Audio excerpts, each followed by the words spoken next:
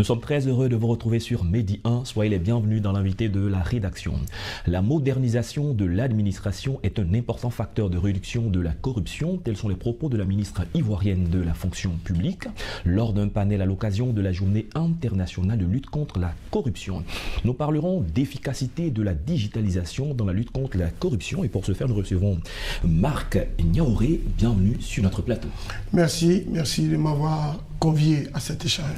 Vous êtes criminologue, consultant formateur en lutte contre le blanchiment de capitaux et le financement du terrorisme chez Groupe DPSE. Avec vous, nous allons parler de digitalisation et surtout de son efficacité dans la lutte contre la corruption. Parlons de la modernisation de l'administration. Quand on parle de modernisation de l'administration, qu'est-ce qu'il faut mettre dedans ? Dans la modernisation de l'administration, il faut tenir compte de l'évolution sociale, de l'évolution technologique. Voilà. Donc, nous sommes dans un contexte sociologique évolutif. Et donc, quand le monde évolue, l'administration doit s'adapter à ces évolutions. D'accord. De façon pratique. De façon pratique. Qu'est-ce qui a changé ? Qu'est-ce qui a changé ? Nous sommes en train de quitter le papier pour aller à la numérisation.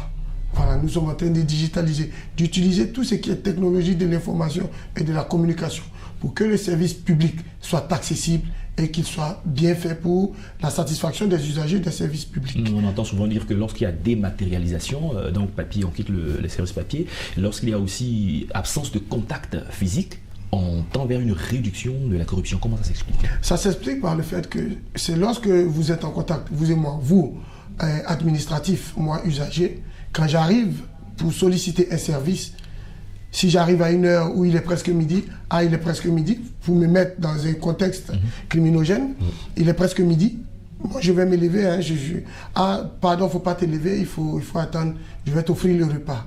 Ou bien, vous me proposez, si ça, c'est moi qui propose, ça c'est la corruption active, ou vous me proposez, vous m'offrez le repas, je fais ça rapidement. Donc ce sont des situations qu'on doit pouvoir éviter. Ces situations-là arrivent lorsqu'il y a un contact. Quand il n'y a pas de contact, elles ne peuvent pas se créer, elles ne peuvent pas arriver. Et donc si elles ne peuvent pas arriver, il va sans dire que les actions de corruption ou les actions du corrupteur vont s'amoindrir. Parlant du corrupteur, il redouble d'ardeur et d'innovation aussi. Il a démontré qu'il y a plus de 1000 milliards pratiquement chaque année qui partent du fait de la corruption. Beaucoup d'initiatives sont menées. Est-ce que vous voyez le fruit de ces initiatives Oui, le fruit de ces initiatives, là, c'est le classement de la Côte d'Ivoire dans l'indice de perception de la corruption. Voilà. Le classement. Nous améliorons notre classement dans l'indice de perception de la corruption. Ça, c'est déjà bon. Notre économie est attractive parce que quand il y a la corruption quelque part, c'est difficile. Ça fait fuir les investisseurs.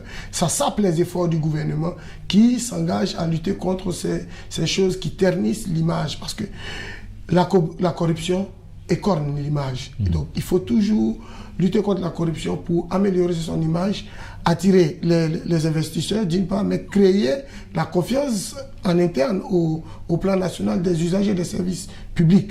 Comment le citoyen que je suis, comment le citoyen que vous êtes, vous allez faire confiance à une administration si la corruption y a fait le lit. D'accord, on parle d'absence de contact, de réduction de contact physique, mais il y a toujours des hommes derrière les machines, des hommes derrière les systèmes. Parlons de la fiabilité des systèmes et de la crédibilité des hommes qui travaillent sur ces systèmes-là. D'accord.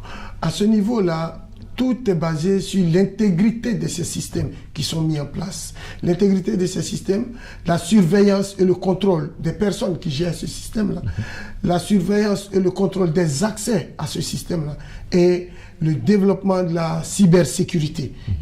Lorsque les données à caractère personnel sont dans un système, les cybercriminels ou tous ceux qui sont férus de corruption vont toujours tenter de fossoyer ces systèmes-là. Donc, les gouvernements, les États qui mettent en place ces systèmes de lutte contre la corruption doivent toujours innover. Innover en réduisant l'accès maximum, mais en développant des systèmes de contrôle de ceux mêmes qui gèrent aussi ces plateformes.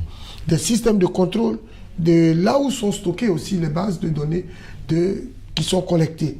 Et des systèmes de contrôle de ceux qui échangent sur ces plateformes-là. Mais il faut aller un peu plus loin.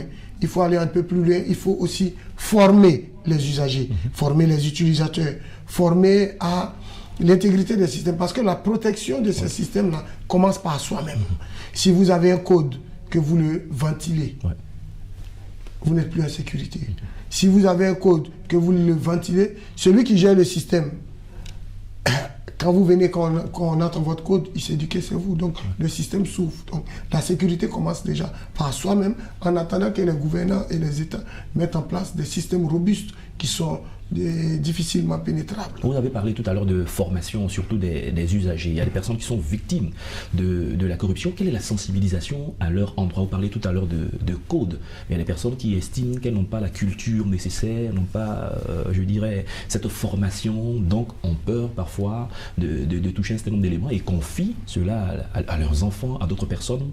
Par exemple, à la banque, veulent que ce soit les personnes qui puissent le faire pour elles. Quelle est la sensibilisation à ce niveau pour La sensibilisation, il faut vulgariser les tests en vigueur. La vulgarisation des tests en vigueur, il y a beaucoup de lois sur la lutte contre la corruption et les sanctions qui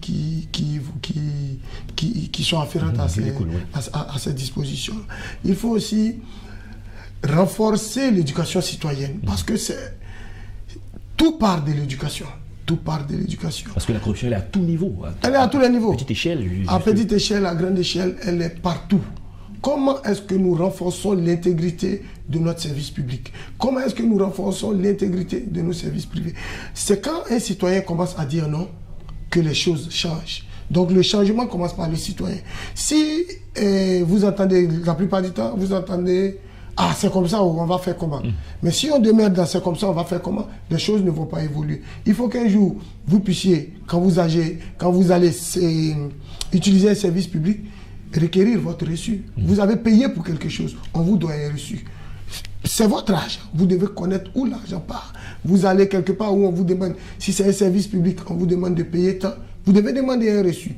Et c'est par le changement de comportement que l'administration aussi va commencer à changer ses habitudes et vous contribuerez à travers cela à solidifier les actions que mène le gouvernement pour assainir le milieu. Alors un cas pratique rapidement avant qu'on ne referme l'émission, vous mettez dans une procédure d'une demande en ligne, on vous dit dans 3-4 jours, vous devez passer à tel état. Vous vous rendez compte qu'au bout d'une semaine, 2 semaines, rien n'est fait. Ça veut dire que certainement celui qui a derrière la machine qui doit valider pour faire avancer le dossier, il ne l'a pas fait. Vous passez les coups de fil, vous rendez dans l'agence, mais vous avez l'impression qu'au bout de 2-3 mois, tout est bloqué. Mais dans le fond, vous savez par exemple que tel individu demande certainement de l'argent avant de faire avancer le dossier. Vous qui êtes dans le besoin, qui êtes pressé, comment il faut se comporter si vous voulez être intègre? Il y a une voie de recours.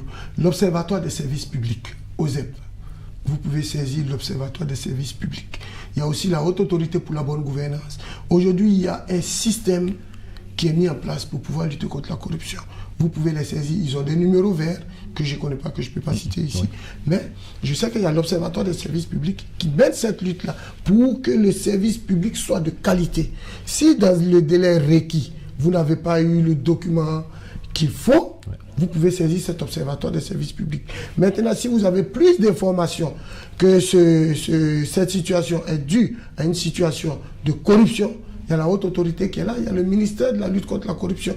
Il y a beaucoup d'entités qui sont là pour gérer ce genre de situation. Vous pouvez les saisir. Ce sont ces voies de recours-là, lorsque vous les saisissez, qui vont vous permettre d'avoir gain de cause, mais de faire savoir à l'agent public qu'il est aussi sous surveillance, sous contrôle, et que son travail, c'est de satisfaire aux exigences des usagers dans le respect du code de l'éthique et de la déontologie qui régente son travail. D'accord, très bien. La dernière question, comment surveiller ceux qui ont le devoir de surveillance? Je parle de l'État, du ministère, ceux qui ont mis les systèmes en place pour pouvoir suivre les autres. Ils ne sont pas je veux dire, exonérés, ils sont également concernés par la loi. Comment faire en sorte que ces derniers eux-mêmes puissent respecter également? 2 modes de surveillance. Il y a un mode étatique de surveillance à travers les inspections générales.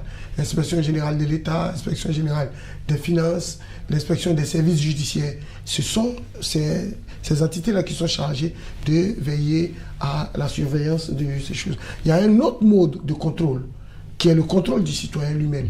En tant que citoyen, vous-même, comment vous contrôlez? Si vous êtes dans une collectivité décentralisée au niveau local, vous êtes dans une mairie, que la mairie fait son plan annuel de travail pour dire que nous allons construire 2 écoles dans le village A et B, que l'an prochain, la mairie fait son bilan, que la mairie dit avoir construit ces 2 écoles-là.